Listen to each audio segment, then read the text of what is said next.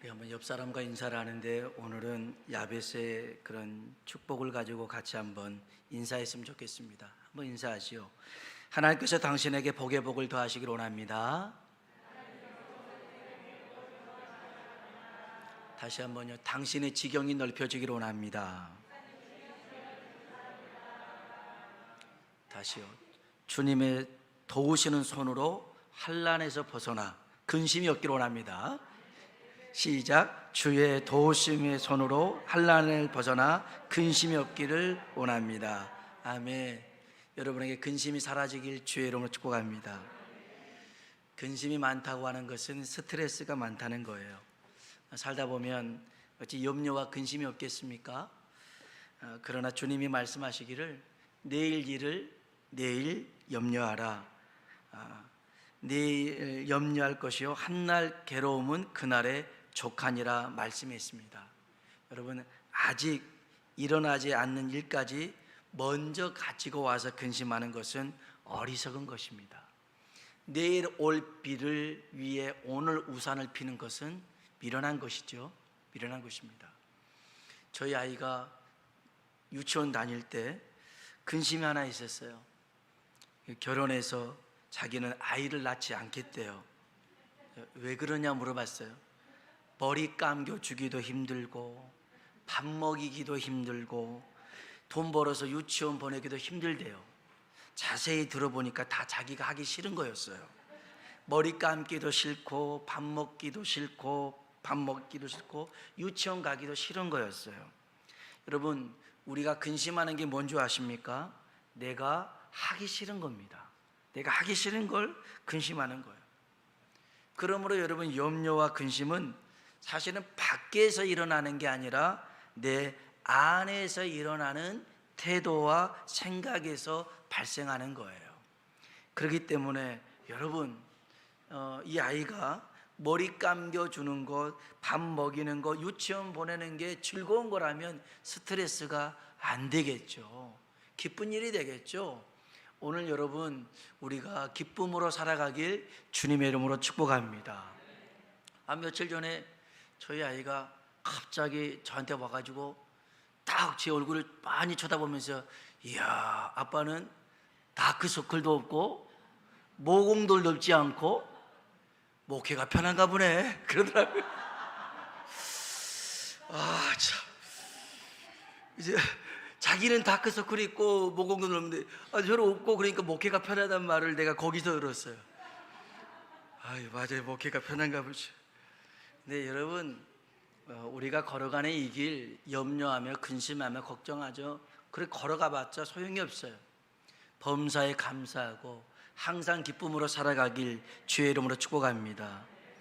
오늘 설교 제목을 영혼의 리모델링이라고 정해봤습니다. 세월 앞에 장사가 없죠. 그렇습니다. 요한계시록 2장에 보면 에베소 교회가 나옵니다. 이 교회요, 주님을 사랑해서 결혼했는데 사랑의 감정은 식어지고 결혼에 대한 의무만 남아있는 교회가 이 에베소 교회 같았습니다. 사랑해서 음식 만들고 사랑해서 집을 청소하고 사랑해서 가족을 부양할 때 얼마나 좋습니까? 그런데 이게 다 없어지고 결혼을 했다라는 의무만, 마치 의리로 살아가는 그런 부부라면 문제가 있잖아요. 아마 이 교회가 그런 교회였어요.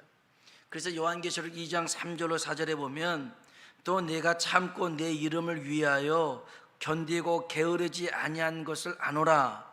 참 잘했어요. 그러나 너를 책망할 것이 있나니 너의 처음 사랑을 버렸느니라. 사랑을 잃어버리고 한 의무는 의미가 없다라는 거예요. 그래서 이 에베소 교회에 리모델링이 필요한 거였죠. 제가 사역했던 그 교회에도 지금 한 30년 됐습니다.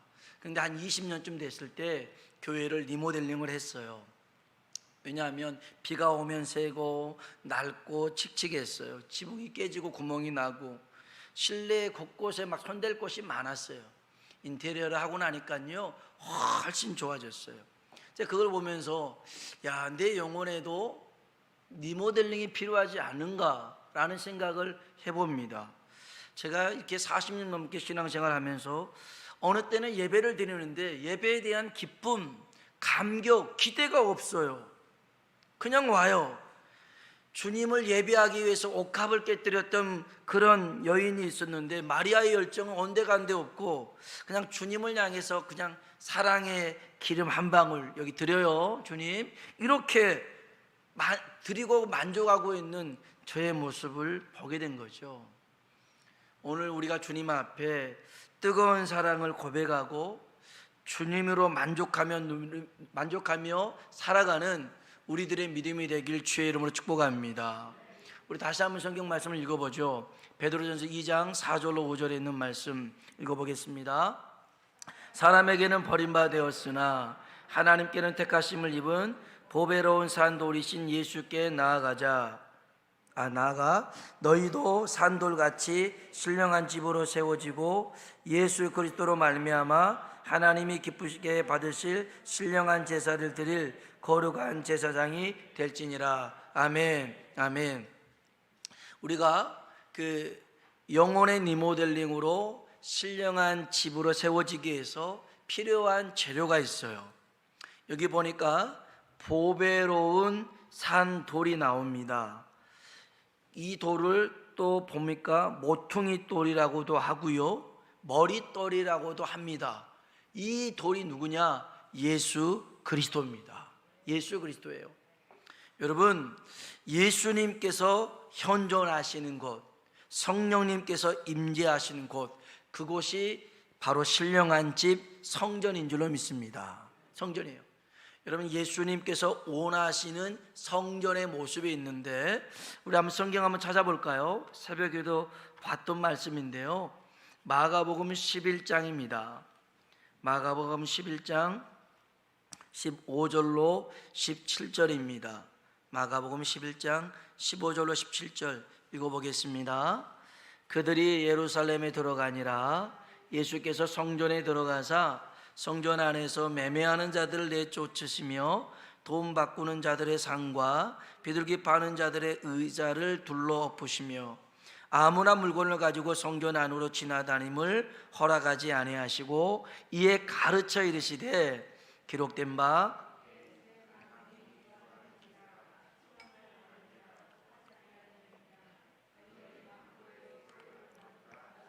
아멘. 아멘.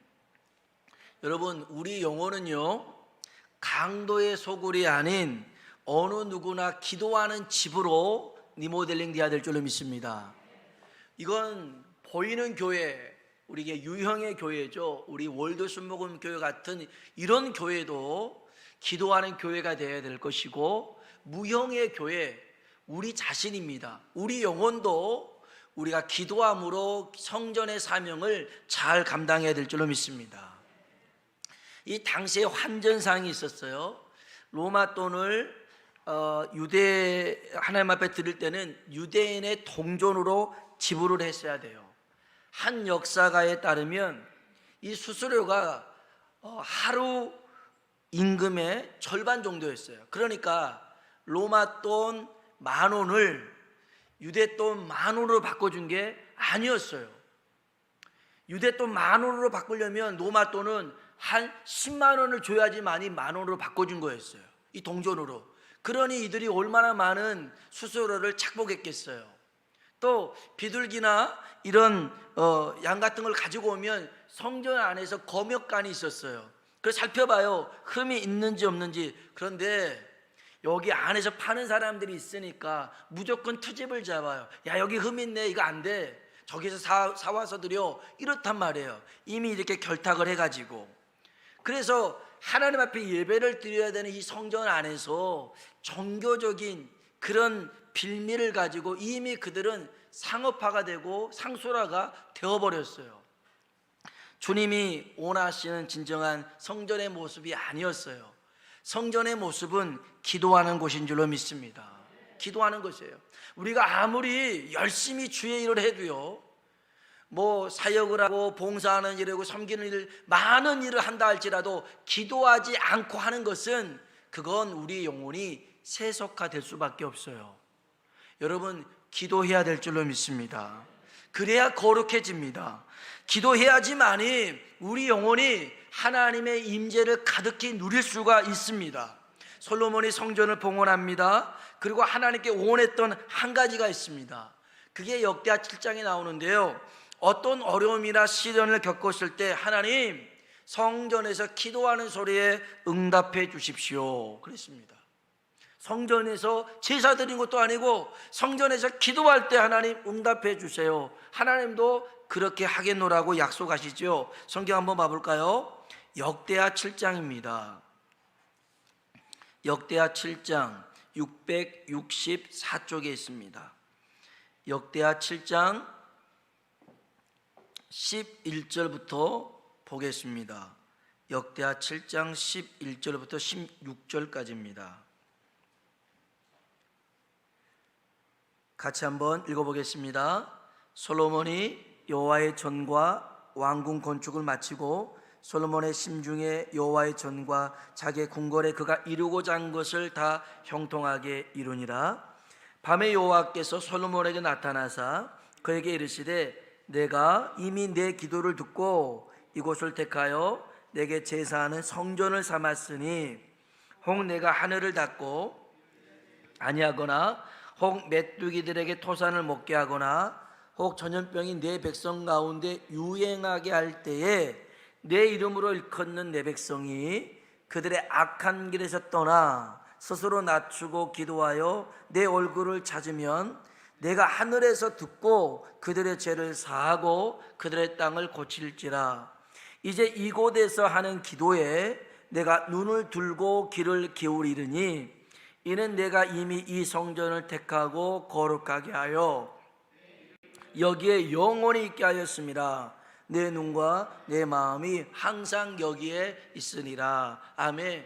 하나님의 눈과 마음이 있는 곳이 어디입니까? 성전입니다. 이 성전에서 뭐 하는 걸 하나님이 들으시겠냐면 기도하는 소리에 응답하시겠다라는 것입니다. 여러분, 신령한 집, 교회, 성전, 우리 영혼은 기도해야 될 줄로 믿습니다. 기도해야 됩니다.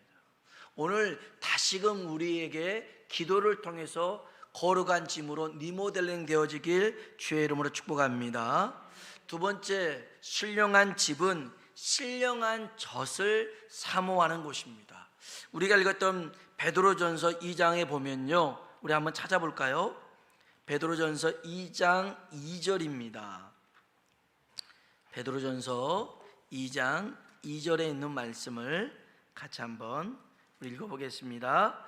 갓난 아이들과 같이 순전하고 신령한 젖을 사모하라. 이는 그로 말미암아 너희로 구원에 이르도록 자라게 하려 함이라. 아멘. 우리를 구원에 이르도록 자라게 하는 게 뭐냐? 신령한 젖이라는 겁니다. 이 신령한 젖이 뭐냐? 하나님의 말씀입니다. 이 하나님의 말씀은 썩어질 씨가 아니라 썩지 아니할 씨입니다. 1장 23절을 보십시오. 베드로전서 1장 23절 읽어봅니다. 너희가 거듭난 것은 썩어질 씨로 된 것이 아니요 썩지 아니할 씨로 된 것이니 살아있고 항상 있는 하나님의 말씀으로 되었느니라. 아멘. 우리가 거듭나고 변화되고 새로워지는 것은 우리의 의지를 가지고 결심을 가지고 되는 게 아니라 뭐로 된다고요? 살아있고 항상 있는 하나님의 말씀으로 됩니다. 아멘. 여러분, 말씀이 우리 영혼을 새롭게 하는 줄로 믿습니다. 그래서 우리는 이 안에다가 하나님의 말씀을 채워넣어야 됩니다. 채워넣어야 돼요. 우리 교회도 말씀이 풍성해져야 됩니다. 이 씨앗은 겉으로 보기에는 별로 가치가 없어요. 이미 자란 나무와 비교해 봤을 때 정말 작죠. 근데 씨앗 속에는 뭐가 있냐? 생명이 있습니다. 이 씨앗인 말씀을 통해서 우리가 깨달을 수 있는 게 있는데요, 씨앗은 토양을 통해서 자라고요, 씨앗은 기다림을 통해서 자라고요, 씨앗은 열매를 맺게 되는 것입니다. 그럼 이 토양이 뭐예요? 우리들입니다. 하나님의 말씀이 우리 안에 떨어져서 우리가 기도하며 기다릴 때 이 말씀은 열매 맺게 될 줄로 믿습니다. 여러분 하나님 말씀을 품고 살아가시길 주님의 이름으로 축원합니다. 어떤 사람에게 대한 어떤 분노, 어떤 상처, 오난을 품고 살지 마시고 하나님의 말씀을 품고 사십시오. 그러면 그 말씀이 여러분의 인생을 새롭게 할 줄로 믿습니다. 디모데전서 4장 5절에 보니까 하나님의 말씀과 기도로 거룩해진다고 그랬어요. 우리 영혼을 기도와 말씀으로 채우시길 주의 이름으로 축복합니다. 세 번째, 이 신령한 집, 성전에는 뭐가 필요하냐? 신령한 제사가 필요해요. 5절 한번 볼까요? 베드로전서 2장 5절입니다. 읽어보겠습니다. 너희도 산 돌같이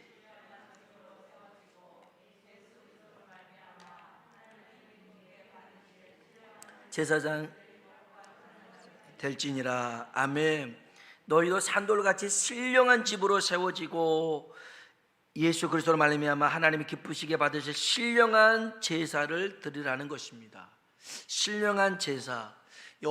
구약의 제사에는, 모든 제사에는 피가 있었습니다. 피는 죽음을 의미합니다. 제물이 죽어야 신령한 제사가 됩니다. 여러분, 그래서 하나님 앞에 우리가 제사를 드릴 때, 예배를 드릴 때 내 자신을 죽이는, 내 자신을 드리는 헌신이 있어야 그 예배가 신령한 예배가 됩니다. 신령한 예배가 돼요. 2차 세계대전 당시에 독일의 크리스찬이 있습니다. 디트리 본 헤프라는 사람이 있는데 이분이 이런 말을 했습니다. 그리스도는 사람을 부르실 때 그분은 그에게 가서 죽으라고 명령한다. 주님이 우리를 부르실 때 우리에게 가서 죽으라고 명령하신다는 겁니다. 전쟁이 거의 끝날 무렵 39살의 나이로 히틀러와 나치당에게 죽음을 당하는데요, 그는 이런 말을 남깁니다. 이것은 나의 삶의 끝이지만 내게는 이것은 삶의 끝이지만 내게는 삶의 시작이다. 죽음은 끝이 아니라 또 다른 하나님께서 우리에게 주신 그 생명의 시작이라는 것입니다. 지금으로부터 한 20년 전의 일입니다. 1999년 4월 20날 미국 플로리다주의 미국 덴버라는 곳에 컬럼바인 고등학교가 있습니다. 거기에 에릭 딜런이라는 이 두 학생이, 졸업반의 학생이 총하고 폭탄을 가지고 옵니다. 그래서 학생들에게 총을 막 학생들하고 선생님에게 난사를 하지요. 900여 발을 쏩니다. 그리고 13명을 죽이고 이 두 학생도 스스로 자살을 합니다. 그들이 이렇게 했던 이유 중에 하나는 그리스도인들에 대한 반감이었습니다. 그때 레이첼 스콧이라는 여학생이 있었는데요, 이 여학생에게도 다리에 총을 2방 쏩니다. 그리고 등에도 1방을 쏴요. 죽어가고 있습니다. 그때 이 친구가 그럽니다. 하나님을 믿냐? 이래도 하나님을 믿냐라고 물어봐요. 그래서 이 레이첼 스콧이라는 여자아이가 알다시피 나는 하나님을 믿는다라고 얘기해요. 그 자기를 이미 고통을 줬고 또 자기를 죽일 수 있는 그 상황 속에서 나는 하나님을 믿는다고 그래요. 그랬더니 이 친구가 그러면 그 곁으로 꺼져버려 하고 총을 쏴서 죽입니다. 참 안타까운 일이죠. 그런데 이 죽음이 그렇게 끝나지만 않았습니다. 그 당시 미국의 크리스천 10대들 사이에 티셔츠를 입고 다녔어요. 나는 하나님을 믿는다. 그 스콧이라는 여학생이 죽음으로 인해서 크게 정말 이 마음에, 이 청소년들 마음속에 큰 울림이 되었어요. 그래서 나는 하나님을 믿는다라는 이 셔츠를 입어가면서 그렇게 다시 믿음들을 회복하기 시작했어요. 플로리다 주에 있는 한 도시에서는 수많은 10대 아이들이 눈물로 회개하고 신앙 고백을 드리는 일이 있었어요. 그 아이들은 술에, 마약에, 섹스에 중독된 아이들이었어요. 그런데 나는 하나님을 믿는다. 이 여자아이가 레체 스콧이 죽으면서 했던 그 한마디가 이 아이들을 변화시키더라는 거예요. 이 희생이, 이 주님 앞에 드리는 헌신이 이런 놀라운 일들을 만들더라는 거예요. 여러분, 우리도 하나님 앞에 신령한 제사로 예배 드릴 수 있는 우리가 되길 주의 이름으로 축복합니다. 끝으로 신령한 제사장이 되어야 됩니다. 그러니까 우리 영혼이 하나님이 봤을 때 참 기뻐할 만한 성전 되기 위해서 기도가 다시 세워져야 되고, 또 하나님의 말씀이 채워져야 되고, 그 다음에 우리 자신을 드릴 수 있는 예배가 회복되어야 됩니다. 그리고 끝으로 우리가 신령한 제사장이 되어야 된다는 거죠. 우리 한번 다시 2장 5절에 있는 말씀을 읽어보겠습니다. 너희도 산돌같이 신령한 집으로 세워지고 하나님이 기쁘게 받으실 신령한 제사를 드릴 거룩한 제사장이 될지니라. 아멘. 거룩한 제사장, 어떤 제사장이냐면 겸손한 제사장입니다. 무릎 꿇는 제사장이죠. 예. 여러분, 우리가 하나님 앞에 늘 겸손하게 우리 자신을 낮출 수 있길 주의 이름으로 축복합니다. 배를 설계할 때요, 배 수위 아래에 있는 것은 그 위에 있는 것보다 항상 무거워야 됩니다. 그러니까 배 밑에가 무거워야 나중에 바람이 불거나 파도가 쳤을 때 이게 쓰러지거나 가라앉지 않습니다. 여러분이 오뚜기를 생각해 보면 알 수 있어요. 오뚜기 밑에가 무겁잖아요. 위에는 가볍잖아요. 그러면 아무리 쓰러뜨려도 다시금 복원되듯이 서듯이 배가 그런단 말이에요. 우리도 마찬가지예요. 하나님 앞에 늘 겸손할 줄 알아야 돼요. 그러면 하나님이 우리를 어떠한 시련과 환난 속에서도 견뎌내게 하시고 이기게 하실 줄로 믿습니다. 그래서 여러분, 겸손이 큰 무기입니다. 겸손이 하나님의 은혜를 충만하게 누릴 수 있게끔 만드는 것입니다. 여러분, 항상 하나님 앞에 겸손하게 우리의 삶을 드리는 거룩한 제사장 되길 주의 이름으로 축복합니다. 기도하겠습니다. 우리 영혼이 신령한 집으로 리모델링 되기 위해서는 기도가 필요합니다. 요 근래에 기도를 제가 얼마나 많이 설교하는지 모릅니다. 아마도 기도에 대해서 하나님이 굉장히 원하시는 것 같습니다. 기도는요, 기도해야겠다 마음 먹어서 되는 게 아닙니다. 기도는 하는 것입니다. 기도는 움직여야 되는 것입니다. 기도할 때 우리 영혼이 살아납니다. 말씀으로 우리 영혼을 채울 때 살아납니다. 우리의 몸을 주님 앞에 드릴 때 거룩한 제사가 됩니다. 겸손히 하나님의 은혜를 구할 때 그 예배를 하나님이 받으십니다. 오늘 우리 영혼이 이처럼 기도와 말씀과 또 헌신과 또 겸손함으로 리모델링 되어져서 하나님의 영광, 하나님의 임재 가득한 그런 성전 되고 교회 되게 해달라고요. 우리 시간 다 같이 주님 이름 한번 부르고 기도합니다. 주여, 하나님 아버지 감사합니다.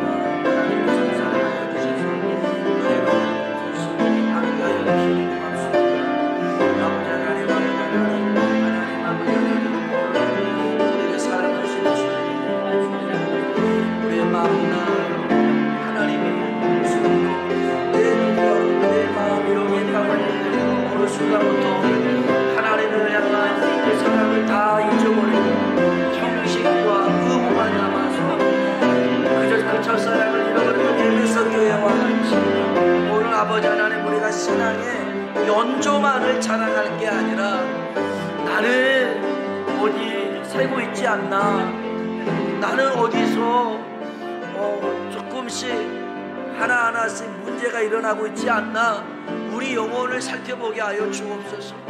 오래되면 그냥 그 세월 속에 우리를 방치하면 우리 영혼은 젖먹을 수밖에 없습니다. 우리 영혼은 아버지 하나님 정말 하나님이 원하시는 모습의 성전이 아닐 수 있습니다. 하나님이 원하시고 하나님이 기뻐하시는 그런 성전 되도록 하나님 오늘 우리가 다시금 기도하며 하나님의 그 생명의 말씀, 살아있는 말씀, 그 능력의 말씀 우리 영혼에 채우고 그 말씀 붙들고 살아가는 우리들 되게 하여 주옵소서. 또한 아버지 하나님 우리가요 우리 자신을 드릴 줄 아는 우리의 몸과 마음을 주 앞에 드릴 수 있는 그런 헌신의 예배가 회복되어지기를 원합니다. 아버지 하나님 우리의 마음 다해 뜻 다해서 하나님을 예배하게 하시고